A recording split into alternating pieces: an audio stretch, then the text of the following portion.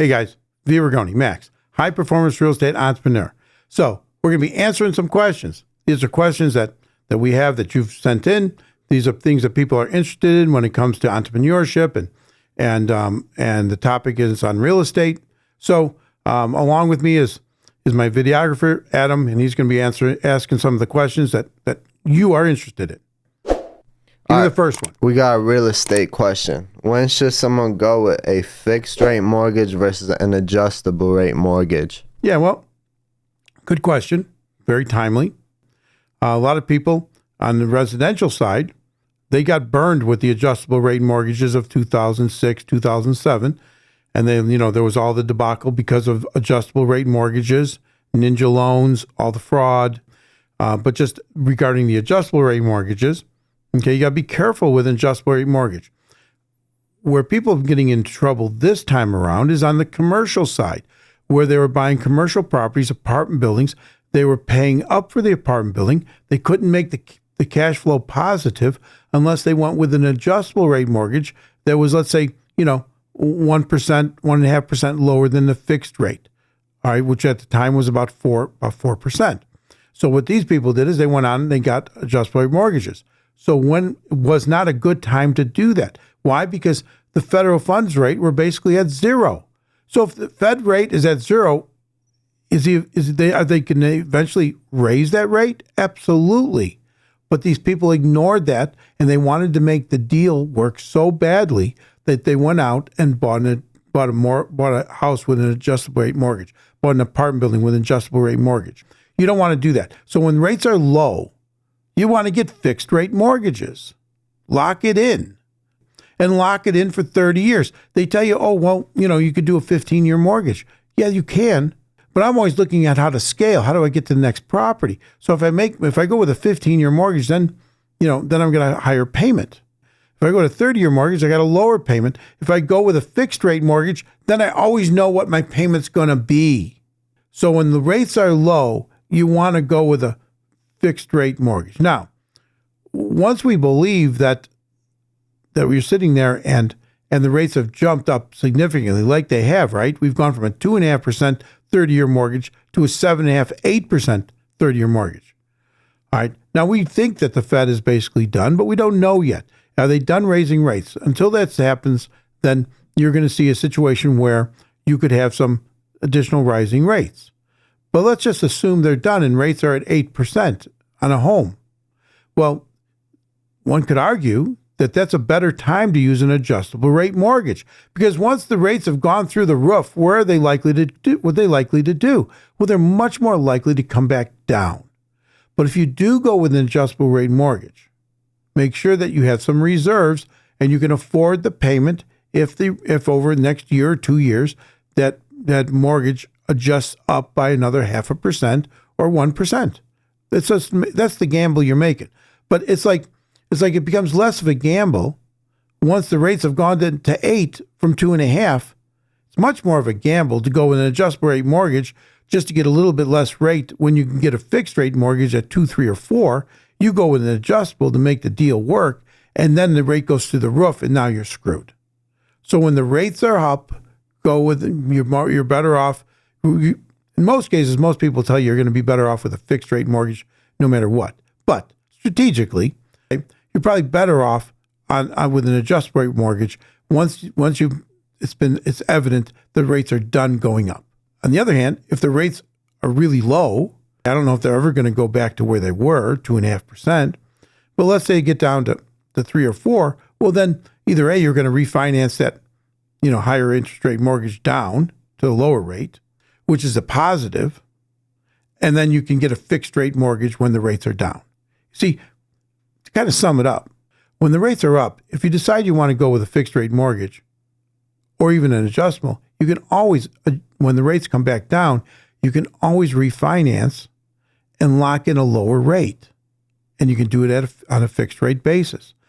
But when the rates are down and you get an adjustable, any movement to the upside just costs you. And you're never going to sit there and lock in a higher and higher interest rate. So that becomes the issue. That's a pretty full understanding of why you should. So you talk about people should try master their craft in real estate because of how the market is right now, what are some of the best ways that people could like source properties in order to master their craft, of course? Yeah. Well, it gets pretty easy, right? You're on Zillow, right?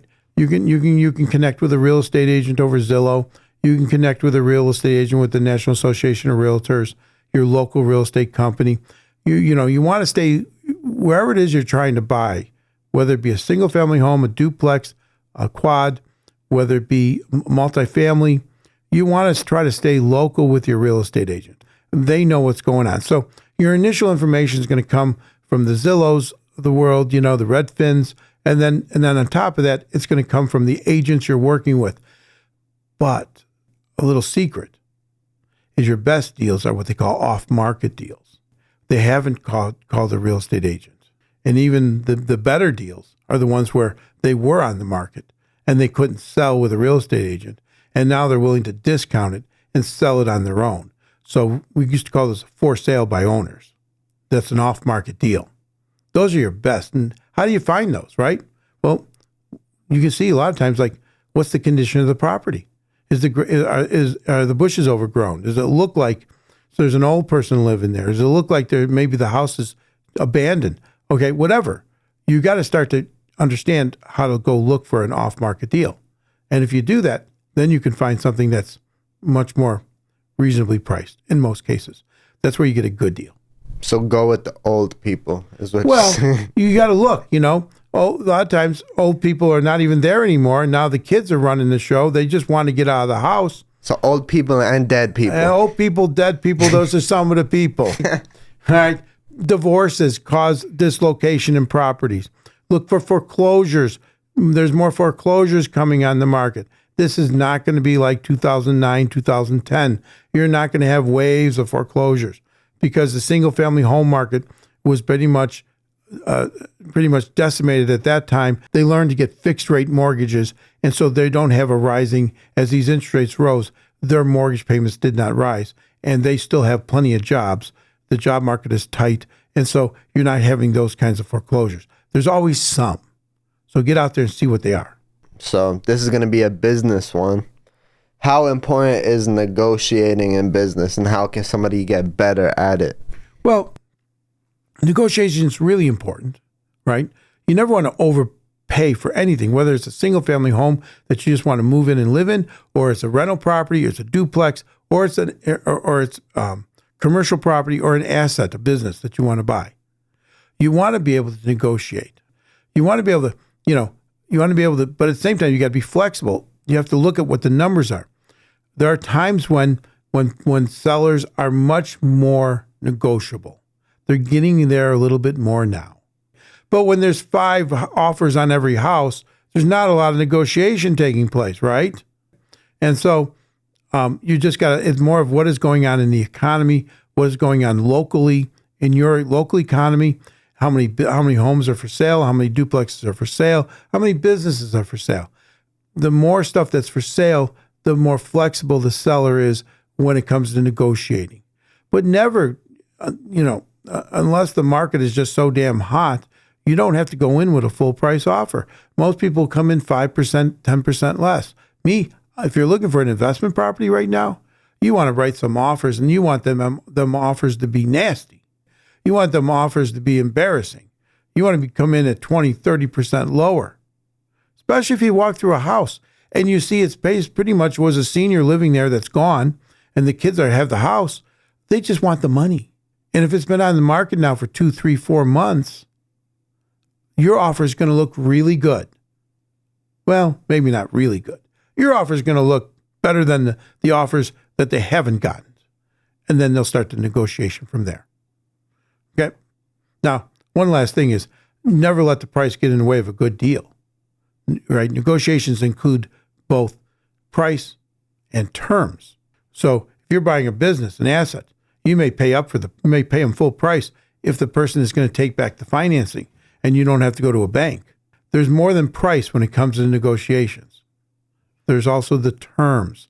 How long will they hold the note and give you time to pay them over time? Is it an interest-only note? What is the amortization time frame? Is it 10 years, 20 years, 30 years? Because that determines the monthly payment, right?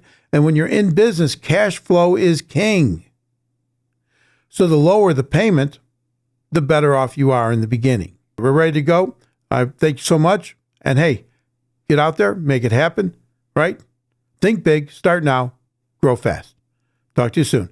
V. Rigoni Max, high performance real estate entrepreneur.